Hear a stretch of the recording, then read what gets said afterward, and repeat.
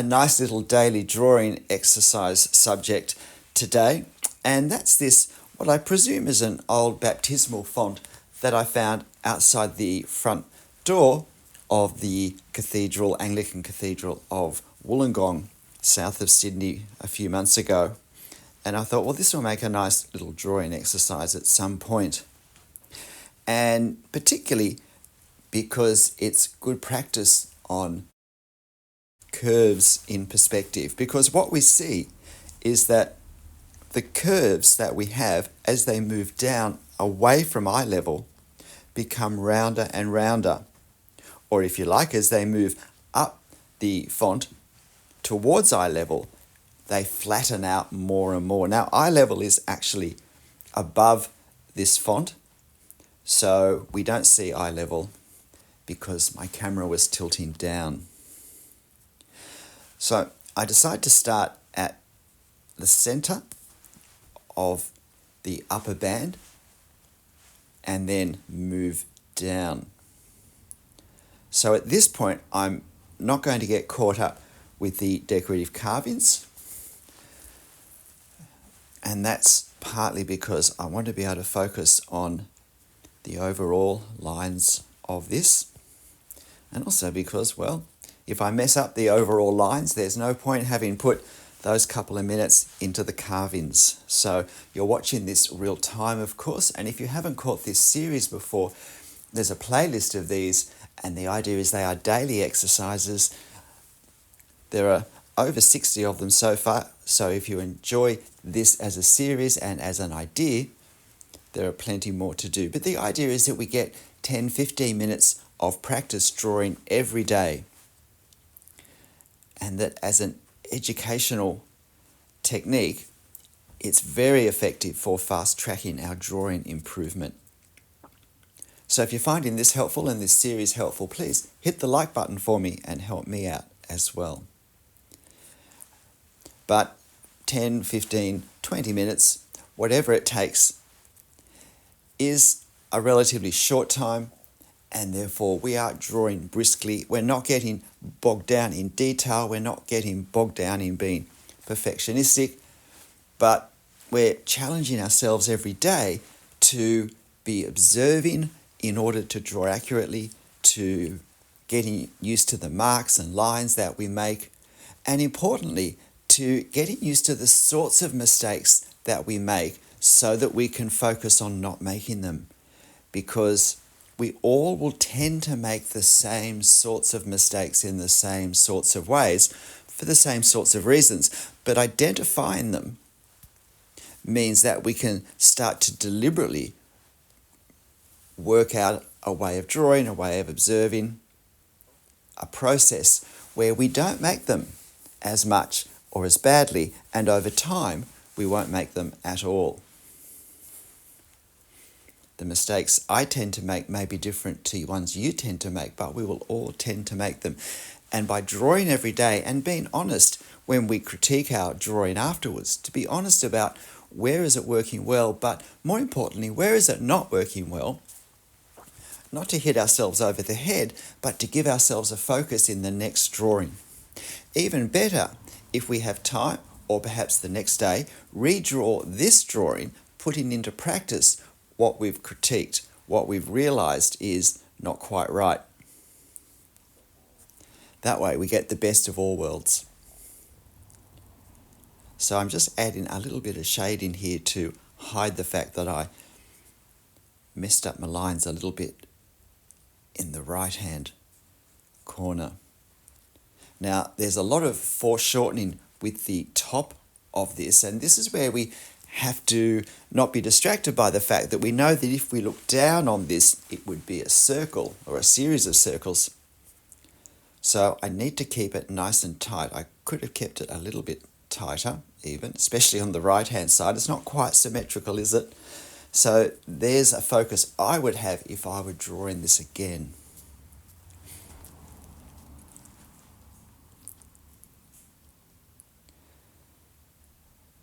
And it was just a little bit tricky exactly what was happening here on the right-hand side. For some reason it was more confusing for me than the left-hand side. Again, important to realise we're not getting bogged down, but I want to draw something that at least at a glance feels credible, looks credible. However, I am counting on the fact with that upper right section that when I add the detail, that it won't be as obvious. So now for me, this is the challenging part, and again, this is why I didn't want to commit to worrying about the detail until I'd successfully done this, or successfully enough. And this is now the curves that as they move down, each of these curves becomes fuller. So what's directly in front of us, that curve is going to come out more than the curves above it. Above it meaning closer to eye level.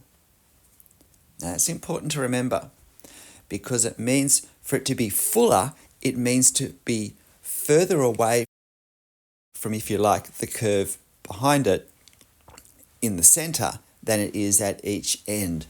We're not doing parallel curves. We're doing curves that grow, that rise in that central spot as they move down. And that's the challenge. So you'll see what I'm doing is I'm putting a dot to indicate the, if you like, the fullest part of the curve, and then I come from left and right to meet it. And so therefore I get to control the starting point of the curve and the high point of the curve. Well, in theory I do, and coming from the left-hand side to the center, I certainly do more easily, because being right-handed, that's the easier side of curves for me to draw. Coming from the other direction, from the right back to the center, is more challenging as a right-handed drawer, and of course it would be the reverse if you were left-handed. Now, if I didn't have my paper locked in place to video, then it would be much easier, because I would simply turn my paper upside down so that both curves were, if you like, in the comfortable position for my right-handedness. So that's just a little sacrifice I make for you guys watching this. So again, place the dot, and then come in from the left and the right. That lets me position the curvature from each side. And if I was going to finish this drawing a little more with some hatching to indicate the shadows, that would give me a little bit more flexibility, at least in parts, to hide multiple lines where I don't want them. And I didn't really notice till the end that there's actually a larger platform that this sits on as well. I don't know whether it's an original part of this font, because it certainly would keep people well away from the center of it. You'd have to bend right over to put your hand into it. But at any rate, there is a round circular base that this sits on. So just getting that done. Now I get probably half of the decorative carvings drawn on in the 10 minutes, and then we'll switch to double time just for the second half of the carving. But if for some reason you'd like to watch me do that carving in real time as well as the rest of this baptismal font, then use the cog icon and you can slow the video at that point down to half time, which will take it back to real time, and you will still be able to understand what I'm saying at the same time, should that be something you want to do as well. So here I go. So what I want to do is to make sure that my line work for this matches my line work in the rest of the object. So I don't want this to become more fussy or more detailed or less detailed.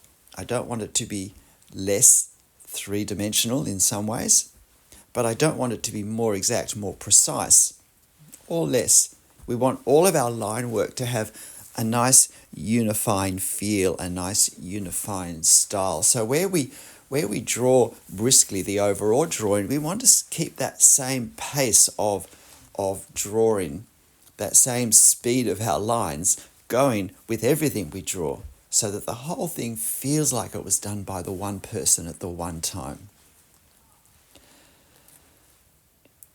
But I am, it may not be obvious, but I am trying to also reflect the fact that we see depth lines on different sides of this carving. So that on the right-hand side, we see a depth line for the thickness of the carving coming out that we don't see on the left-hand side. But on the left-hand side, on the inside of the carving, we do see the thickness lines that we don't see on the right side of the carving, if that makes sense. And while I'm not doing that for every place where it happens, I'm trying to do it for the main places.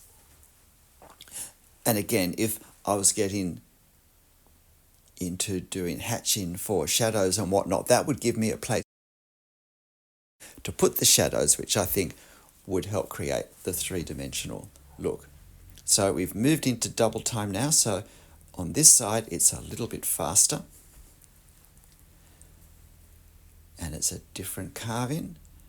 I didn't quite get that left-hand center carving symmetrical in the lower right section of it. I should have brought that leaf down a bit more, and it looks like it needed another line in the inside of it to mark the fold, crease, vein part of that leaf, but never mind. So again, keeping these looking symmetrical, keeping them looking foreshortened is important. For the two extreme sides, of course, I can't really work out the design, so this is where I simply need to copy what's there as accurately as possible and as in scale as possible. So pretty close to being done. What do you think? I hope you have a go. It's a nice, interesting, different subject to draw. So why not take the challenge with the curves in perspective? G'day, I'm Stephen Travers. Hope you give this a go. Hope you've hit the like button if you haven't already. And I hope you have fun. I certainly really enjoyed something that's just a bit different. So I'm confident you will too. But hey, whatever you draw, however you draw it, however it turns out, make sure you have fun. I'll see you next time. Bye.